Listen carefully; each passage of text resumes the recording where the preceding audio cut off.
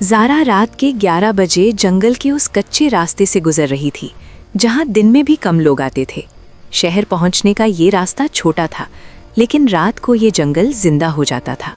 उसके हाथ में मोबाइल टॉर्च ऑन थी, हर कदम पर पत्ते क्रंच करते जैसे कोई और भी उसके साथ चल रहा हो। अचानक हवा बिल्कुल रुक गई।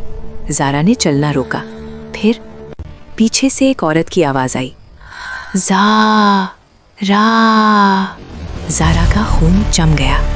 ये आवाज़ ना सिर्फ उसका नाम जानती थी, बल्कि उसे जैसे बचपन से पहचानती हो।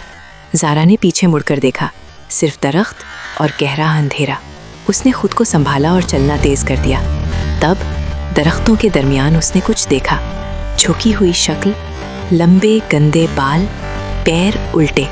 ज़ारा की सांस फूल गई। उस शक्ल ने धीरे से सर उठाया, आंखें बिल्कुल सफ़ेद, और फिर वो चीख कर ज़ारा की तरफ दौड़ी। ज़ारा भागी। जंगल उसके भागने की आवाज़ से गूंज उठा। पीछे से आवाज़ आई, रुक जा, लड़ना सीख। ज़ारा गिर गई। उसके हाथ पत्थर से टकराकर जख्मी हो गए। वो शक्ल बिल्कुल करीब आ चुकी थी। ज़ारा ने हिम्मत करके लकड़ी का मोटा टुकड़ा उठाया और पूरी ताकत से उस पर वार किया। झाक! वो चीज़ पीछे हट गई। चीख, लेकिन इंसानी नहीं। ज़ारा उठकर जंगल के अंदर घुस गई। वो भागती रही, गिरती रही, सांस टूटती रही। हर दरख्त के पीछे उसे वो चुड़ैल का साया नजर आता। अचानक जंगल बिल्कुल खामोश हो गया। ज़ारा रुक गई। सामने एक पुराना सा मंदिर था, टूटा हुआ, जला हुआ। उसने पीछे देखा, कोई नहीं। फिर उसके कान के बिल्कुल करीब आवाज़ आई, तुम जीत गई आज। ज़ारा ने पलट कर देखा।